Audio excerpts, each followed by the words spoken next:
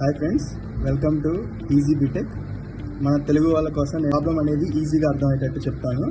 మన ఛానల్లో బీటెక్కి సంబంధించిన కంప్యూటర్ సైన్స్కి సంబంధించిన వీడియోస్ అనేవి వస్తూ ఉంటాయి. మీరు మన ఛానల్ని సబ్స్క్రైబ్ చేయండి, ఫాలో చేయండి, లైక్ చేయండి.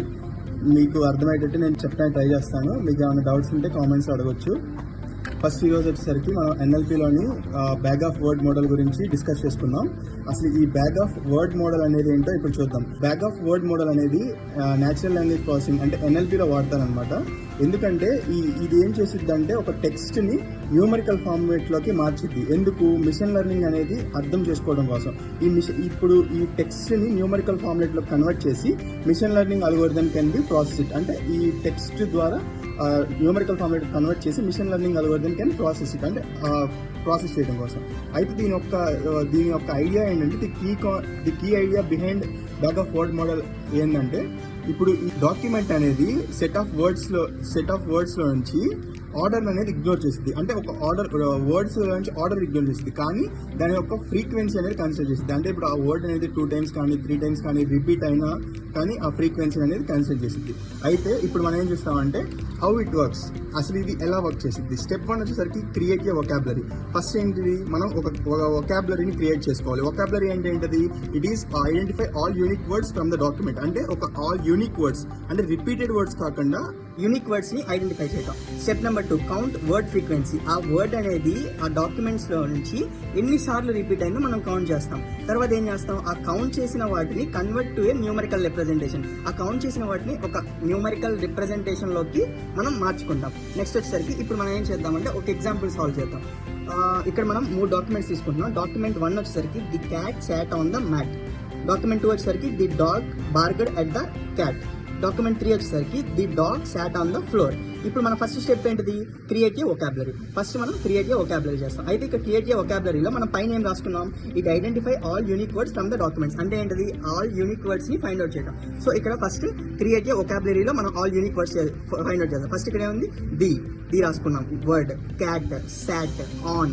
ది వచ్చేసరికి రిపీటెడ్ వర్డ్స్. సో మనం ఏం చేసాం, దాన్ని యాస్టీస్ రాయకుండా ఇంకా వదిలేసాం. తర్వాత మ్యాట్. తర్వాత ది అనేది ఆల్రెడీ రిపీటెడ్, సో డాగ్ అనేది రిపీట్ అవ్వలేదు, సో డాగ్ రాసుకున్నాం.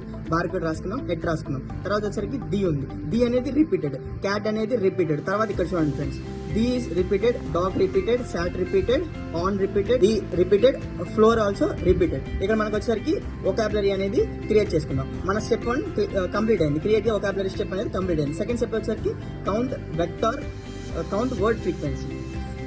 ది అనేది 2 times రిపీటెడ్, క్యాట్ అనేది 1 time. ఇక్కడ చూసినట్టయితే డాక్యుమెంట్ 1 లో సాట్ 1 time, ఆన్ 1 time, మ్యాట్ అనేది 1 time. డాగ్ లేదు, బార్కడ్ లేదు, ఎట్ లేదు, ఫ్లోర్ లేదు. సో అక్కడ లేని వర్డ్స్ మనం ఏం చేసుకుంటాం, 0 పెట్టుకుంటాం. దాని ఫ్రీక్వెన్సీ 0 0 0 0. సేమ్ ఇంత డాక్యుమెంట్ 2 లో వచ్చేసరికి the dog barked at the cat. The అనేది 2 times రిపీటెడ్. తర్వాత క్యాట్ అనేది ఒకసారి రిపీట్ అయింది. సాట్ లేదు, ఆన్ లేదు, మ్యాట్ లేదు. తర్వాత వచ్చేసరికి డాగ్ చూసుకున్నట్టయితే డాగ్ 1 time ఉంది, బార్కడ్ 1 time ఉంది, ఎట్ 1 time ఉంది. ఫ్లోర్ వచ్చేసరికి మనకి 0, ఎందుకంటే ఫ్లోర్ ఫస్ట్ డాక్యుమెంట్ 2 లో లేదు కాబట్టి. డాక్యుమెంట్ 3 లో ది 2 times రిపీటెడ్, క్యాట్ 2 వచ్చేసరికి 0 times, sat 1 time, on 1 time, mat 0, dog 1, barked 0, at 0, floor వచ్చేసరికి 1 time రిపీటెడ్ అయింది. ఇప్పుడు మనకు వచ్చేసరికి స్టెప్ నెంబర్ 2 అనేది కంప్లీట్ అయింది. Count how many times each word repeated. మనం కౌంట్ వర్డ్ ఫ్రీక్వెన్సీ కంప్లీట్ చేస్తాం. స్టెప్ నెంబర్ 3 వచ్చేసరికి convert to A numerical representation. ఇప్పుడు మనకి ఇక్కడ కౌంట్ చేసుకున్న వాటిని convert to A numerical representation. Each document is now represent as a numerical vector. ఇక్కడ మనం కౌంట్ చేసిన వర్డ్స్ ని ఇక్కడ మనం న్యూమరికల్ వెక్టర్ లోకి కన్వర్ట్ చేయాలి. సో ఇక్కడ మనకి ఫస్ట్ ఇక్కడ 2 1 1 1 ఉంది కదా, దాన్ని ఒక వెక్టర్ ఫామ్ లోకి రాసుకోండి. 2 1 1 1 0 0 0, 2 1 0 0 0 1 1 1 0, 2 0 1 1 0 1 0 0 1. ఇప్పుడు ఇక్కడ మనం రాసుకున్న దాన్ని ఇక్కడ సేమ్ యాజ్ ఇట్ ఈస్ రాసుకున్నాం అనమాట.